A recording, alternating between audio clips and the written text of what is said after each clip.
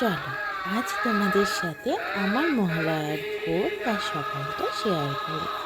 Welcome back to my channel. আশা করি সবাই খুব ভালো আছো আর সবাই একটু পাশে থেকো। ভালো লাগলে আমার চ্যানেলটাকে সাবস্ক্রাইব করে দিও। সকালবেলা ঘুমটা ভাঙল কিন্তু বীরেন্দ্রকৃষ্ণ ভদ্রের সেই গলার আওয়াজটা শুনে। যতই মহালয়া আপডেট হোক, যতই মহালয়া নতুনভাবে অর্গানাইজ করা হোক না কেন, এই মহালয়াটা শুনলেই যেন মনে হয় পুজো দরজায় কড়া নাড়ছে। দেখো বরমশাইকে তো ডেকে উঠাতে পারছি না, তবুও তারপরে কিন্তু উঠিয়ে দিয়েছিলাম।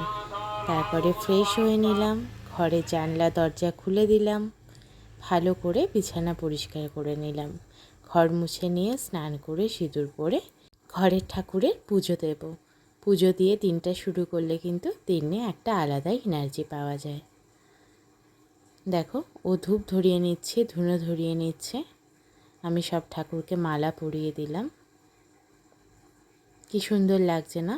ও একটু ধুনো দিয়ে নিল তুলসী তলায়, আমিও সমস্ত জায়গায় ধুনো দেখিয়ে নিলাম। এটা আমাদের বাড়ির মন্দির, পরে তোমাদের সাথে ভালোভাবে শেয়ার করব।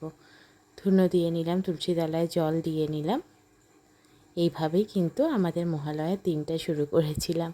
আর জানো তো সেদিন খুব বৃষ্টি হচ্ছিল, আর বৃষ্টিতে পাখিগুলো যেন খুব আরাম করে স্নান করছিল। এই পদ্ম ফুলটা এনেছিলাম আমার বাড়ির লক্ষ্মী মায়ের জন্য। শেষে দেখিয়ে নিলাম ধূপধুনো। সকলে খুব ভালো থেকো, শুভ শারদীয়া।